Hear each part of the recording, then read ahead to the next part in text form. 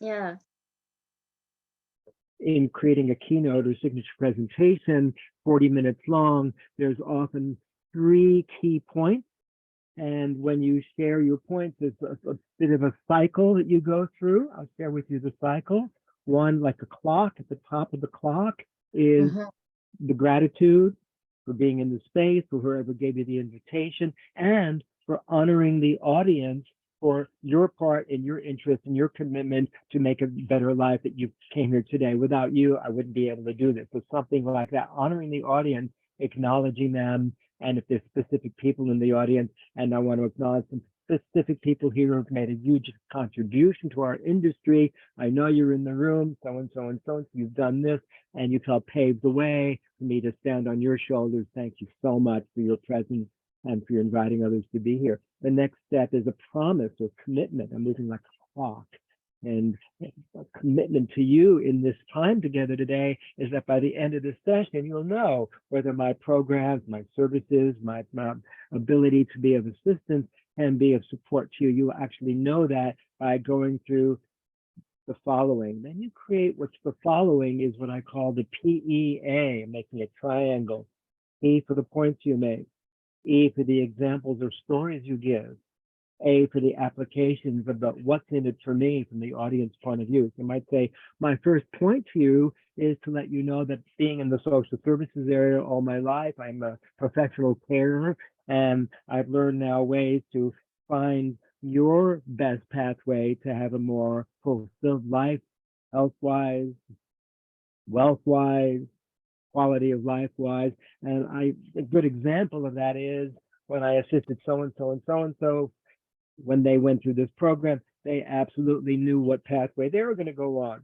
How does this apply to you listening? For those of you that are professional presenters, you may also know that you give time to everybody else, but not to yourself. I show you specific tools, techniques, and tips to actually have more time for yourself. So when you are sharing with others, you come from a place of fullness rather than emptiness. Then you go like these two other key points. And at the end of that, you go, what I've been sharing with you is these three key points. As we move forward in summarizing, now we come to the question and answer period. Even if you're not having a chance to have them ask you questions, some of the questions people often ask me at this time is, how do I get involved? How do I learn from your teachings?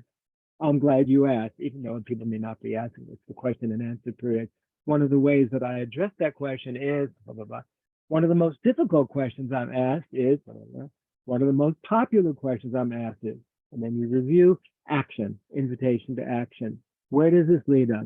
For those of you that are listening, I have a variety of programs for women and webinars. I have all kinds of ways of being able to, with podcasts and other means, help your message come out there.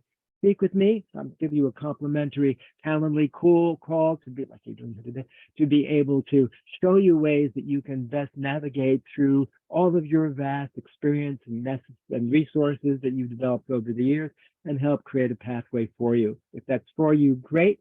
I'm just giving this to you with my compliments. That's my action plan for you. This is how to reach me. Boom, boom, boom. Wonderful to meet. Well, I look forward to hearing from you. Boom. So I've just shared with you in the last 5 minutes a Reader's Digest version of a clock that has these different fields: acknowledgement, promise, PEA, point example application, review, question and answers, invitation to action. How is Mm. that helpful to you, Jennifer? In the shortest possible way, I just shared with you a pathway that I would encourage you, perhaps between now and a next time we have a chance to meet, you can start creating something like that and go, okay, Gary, Dr. Gary, here's what I've created. Help me pull it apart, put it together, help me share with more punch. How's that story, etc. How does that sound to you? It's a fantastic framework that makes it very manageable to put together, I think. Yeah, Yeah. I great. developed that over many years, and many Toastmaster and professional speaker organizations have the exact same format. That's just my own personal way of doing it myself. And you'll be able to listen to this afterwards and go, okay, I can actually follow that as a guide, as a model, as a template that I can just fit in these different areas. Then it gives you something to start off with, and then I can comment on, well, That story you could do a little bit more engagingly. Let's do it again, like that. Does that sound helpful?